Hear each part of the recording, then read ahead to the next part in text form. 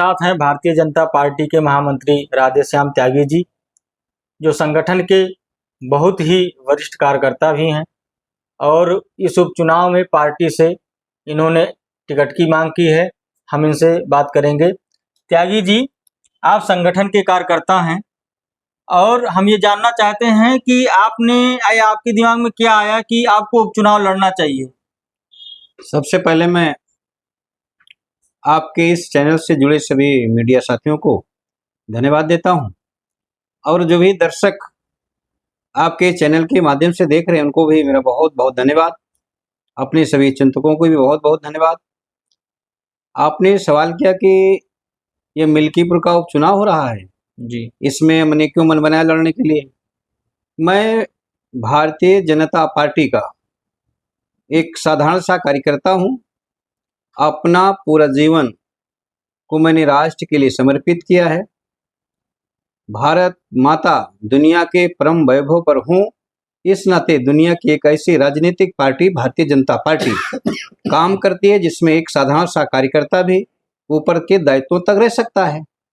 तो हमारा जीवन जो है भारतीय जनता पार्टी के लिए, राष्ट्र के लिए समर्पित है। तो मैं कक्षा 10 पास करके अयोध्या पूज्य परमहंस जी के आश्रम में रह करके मैंने पढ़ाई किया। वहीं से राम जन्मभूमि आंदोलन जी, चरम पर था, जी, मुझे उसमें काम करने का मौका मिला। राम जन्मभूमि आंदोलन में भी मैं कई बार जेलों में रहा। इसके बाद मैं संघ के भी कार्यों में रहा। जी, संघ के साथ मैं भारतीय जनता पार्टी में आया और भारतीय जनता पार्टी में मैं जिले का अध्यक्ष अनुसूचित मोर्चा, क्षेत्रीय उपाध्यक्ष अनुसूचित मोर्चा, जी, 3 बार प्रांतीय परिषद सदस्य, 30वीं बार महामंत्री और अयोध्या के जो संगठन के देशमोट से मंडल हैं उन मंडलों में भी मैंने प्रभारी के दायित्वों का निर्वहन किया है। यह प्रभु राम की नगरी, जिसको सोने की लंका जीतने के बाद स्वयं प्रभु राम ने कहा, अपि स्वर्णमयी लंका नमे रोचते लक्ष्मण जननी जनभूमस्य स्वर्गादप गरियसी। जिस भूमि को स्वर्ग से बढ़कर माना, प्रभु राम का मंदिर अयोध्या में 500 साल बाद प्रभु राम अपने महल में विराजमान हुए हैं। जी, ऐसे समय में इस राष्ट्र के जो राष्ट्र विरोधी तत्व हैं, धर्म विरोधी तत्व हैं, उन्होंने एक नैरेटिव चलाया, एक पीडीए का नारा चलाया। पीडीए के नारे को नैरेटिव चला करके अयोध्या की धरती से जो नुकसान हुआ है उस नुकसान की भरपाई के लिए हम जैसे स्वयंसेवकों का ये कर्तव्य बनता है कि मिल्कीपुर के उपचुनाव जो नुकसान हुआ है उस नुकसान की भरपाई के लिए हम जैसे स्वयंसेवकों का ये कर्तव्य बनता है कि मिल्कीपुर के उपचुनाव में मैं मैदान में रहूं और भारतीय जनता पार्टी मेरे ऊपर विश्वास करेगी तो निश्चित मैं इस जो अयोध्या के अंदर लोकसभा चुनाव में भारतीय जनता पार्टी हारी है उसका सूद ब्याज समेत उसकी भरपाई करने का प्रयास करूंगा। ये मन लेकर के मैं मैदान में हूं, क्योंकि हम यहाँ सभी के कार्यकर्ताओं के बीच काम किया है। सभी कार्यकर्ताओं का विश्वास हमारे ऊपर है, वो हमारे ऊपर विश्वास करते हैं कि मेरा नेतृत्व करें, इस नाते मैं मैदान में हूं। तो मैं ये जानना चाह रहा हूँ कि आप जो है मिल्कीपुर क्षेत्र की जनता के लिए क्या योजना बनाकर लाए हैं? पार्टी आप पर विश्वास करती है, आप विधायक बन गए तो क्या योजनाएं आपके पास होंगी और युवाओं के लिए खासकर क्या योजनाएं होंगी? देखिए, ये अयोध्या दुनिया का सर्वोत्तम नगर हो, यह ध्यान में रख करके भारतीय जनता पार्टी काम कर रही। आप जानते हैं कि अयोध्या के अंदर अंतरराष्ट्रीय स्तर का एयरपोर्ट जो कोई सोच नहीं सकते थे, आज अयोध्या में बन करके तैयार ही नहीं, चल रहा है। सभी देश के कोनों में उड़ानें प्लेन भर रही हैं। अयोध्या का जो रेलवे स्टेशन है वह दुनिया के सर्वोत्तम स्तर का ये अपना जो रेलवे स्टेशन बन करके तैयार हुआ है। जी, अयोध्या के अंदर से सभी देश के कोने कोने में जाने के लिए ट्रेनें, बढ़िया ट्रेन बढ़िया सुसज्जित बस अड्डा, अयोध्या के अंदर की सड़कें रामपथ, भक्ति पथ, और अयोध्या के अंदर जब प्रवेश करें तो Allahabad road, Lucknow road, Gorakhpur road, Azamgarh road, जी। जितने रोड अयोध्या में जोड़ते हैं सभी पर बढ़िया तोरण द्वार, कोई राम द्वार, गरुड़ द्वार, भरत द्वार, ऐसे द्वारों का जो निर्माण की योजना है। अयोध्या का जो रिंग रोड है कि अयोध्या के बाहर बाहर से सारे जिलों के लिए एक रिंग रोड का निर्माण, ऐसी बड़ी बड़ी परियोजनाएं यहाँ के सांसद रहे लल्लू सिंह ने किया है। तो अयोध्या दुनिया का सर्वोत्तम स्तर पर नगर हो, इस नाते हम लोग काम कर रहे हैं। इसी जिले में मिल्कीपुर की विधानसभा आती है जी। यह मिल्कीपुर की जो विधानसभा है ये भी आध्यात्मिक दृष्टिकोण से बड़ी महत्वपूर्ण विधानसभा है जी। यह विधानसभा का जो आप देखेंगे कि आदि गंगा गोमती से शुरू होती है और मां तमसा पर समाप्त होती है। इस बीच बहुत सारे पवित्र पुरातन देवस्थल हैं। कुमारगंज में वामदेव, पवित्र वामदेव स्थल है, आस्तिक बाबा का स्थल है, गहनाक देव स्थल है, पुराना चवन ठहरने का स्थान हो। बहुत बढ़िया स्तर से अयोध्या से जुड़े होने के नाते इसका पर्यटन का अच्छा केंद्र बन सकता है। ये जो हमारा अमानीगंज ब्लॉक है, कुछ हरनटीनगंज के ब्लॉक के हिस्से में बहुत बड़ी बड़ी ऐसी बंजर भूमि आज भी पड़ी हुई है। अगर इनमें औद्योगिक एक कॉरिडोर बन जाए, क्योंकि यह पूर्वांचल से ही हमारा जोड़ता है विधानसभा, अगर ये कॉरिडोर बन जाएगा तो मैं यहाँ पर लाखों लाख नौजवान रोजगार पा सकते हैं।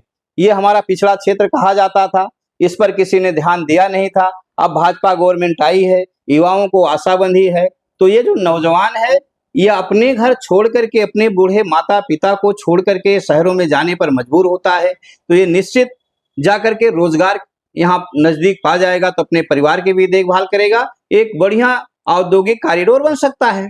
जी। अभी यहीं बगल कुमारगंज के सामने 100 सैया का अस्पताल है, इधर हाईवे पर पूर्वांचल है, ये सीधे सीधे 4 लेन है जो अयोध्या को जोड़ती है। अगर ये ट्रामा सेंटर के रूप में विकसित हो जाए एवं और सुसज्जित हो जाए, इस 100 की बजाय 200 सैया का अस्पताल हो जाए, यहाँ पर आम गरीबों के लिए बढ़िया सा अस्पताल का और अच्छे डॉक्टरों का इंतजाम हो जाए, ये सारी व्यवस्था करनी है। तो ये मेरे मन में इस भूमि की सेवा के लिए पहले से ही, क्योंकि मैं इस भूमि को बहुत नजदीक से जानता हूँ, क्योंकि आप भी जानते हैं कि 2016 के अंदर हम सभी यहाँ पर रहने वालों को देवता मानते हैं और हम उनका सेवक मानते हैं। ऐसा मान करके 2016 में इस मिल्कीपुर विधानसभा के जो भी 195 गांव हैं, मजरे हैं, हम सभी मजरों में ग्राम देव दर्शन यात्रा के तहत जाने का काम किया था। भारत माँ की आरती करने का काम किया था, उनका पूजन अर्चन करने का काम किया था। ये काम करते हुए मैं यहाँ की पूरी नौयत को जानता हूँ। बहुत सारी सड़कें बननी है, ये बहुत सारी चीजें ऐसी है कि मेरे ध्यान में है, मैं करने वाला हूँ कि यह जो मिल्कीपुर है ये भी उत्तर प्रदेश के अंदर ही नहीं देश के अंदर ये विधानसभा जानी जाए, ऐसा परम पूज्य महाराज उत्तर प्रदेश के मुख्यमंत्री योगी आदित्यनाथ जी से निवेदन करूंगा, माननीय प्रधानमंत्री के साथ निवेदन करूंगा मिलकर के। अगर हमको मौका मिलता है तो इसको बहुत ही सजाने संवारने में मैं अपना जीवन लगाऊंगा, ऐसा मुझे विश्वास है। भीम आर्मी आजाद समाज पार्टी के राष्ट्रीय अध्यक्ष नगीना सांसद कल चंद्रशेखर आजाद जी आए थे, वो भी यहाँ से किसी उम्मीदवार को उतारने जा रहे हैं, अपनी पार्टी के उम्मीदवार को उतारेंगे। कल उनसे जब पत्रकारों ने पूछा कि आप बुलडोजर की कार्रवाई से कितने संतुष्ट हैं, तो उन्होंने कहा मैं बुलडोजर की कार्रवाई से बिल्कुल असंतुष्ट हूं, मैं संतुष्ट नहीं। उस पर आपका क्या कहना? देखिए, ये भारत की धरती सनातन की धरती है। ये जो चंद्रशेखर हैं, जो जाति आधार पर राजनीति करने वाले हैं, परिवार के आधार पर राजनीति करने वाले हैं, इनका राजनीतिक स्वार्थ सिद्ध हो। ये भी कुछ आप बुलडोजर की कार्रवाई से कितने संतुष्ट हैं, तो उन्होंने कहा मैं बुलडोजर की कार्रवाई से बिल्कुल असंतुष्ट हूं, मैं संतुष्ट नहीं। उस पर आपका क्या कहना? देखिए, ये भारत की धरती सनातन की धरती है। ये जो चंद्रशेखर हैं, जो जाति आधार पर राजनीति करने वाले हैं, परिवार के आधार पर राजनीति करने वाले हैं, इनका राजनीतिक स्वार्थ सिद्ध हो, ये भी कुछ भी बोलते रहते हैं। जो भदरसा की घटना घटी है, वो भदरसा में आपके चैनल के माध्यम से लोगों को बताना चाहूंगा, ये भदरसा भरतकुंड तपोस्थली के जस्ट ही है, यानी जहां ऋषि भरत ने अपनी तपस्या की थी, उस तपोस्थली पर इतना जघन्य अपराध हुआ। एक 12 साल की बेटी के साथ, वो भी बिन बाप की बेटी थी, ये कृत्य हुआ है। और कृत्य करने वाला व्यक्ति कहीं न कहीं समाजवादी पार्टी का नगर अध्यक्ष है, और कठिन हो जाता है। ऐसे उत्तर प्रदेश में, जो प्रभु राम का प्रदेश है, भगवान कृष्ण का प्रदेश है, बाबा विश्वनाथ की धरती है, इस उत्तर प्रदेश में ये घटना 12 साल की बच्ची के साथ, 6 साल की बच्ची के साथ ये जो कृत्य होता है, और उत्तर प्रदेश में पूज्य योगी नाथ जी मुख्यमंत्री हों, तो निश्चित बुलडोजर ही नहीं, जितनी कड़ी से कड़ी कार्यवाही करनी पड़े वो करनी पड़ेगी। ये चंद्रशेखर जी को क्या सोचता है जो जाति के नाम पर राजनीति करते हैं, ये भीम और मीम की बात करते हैं।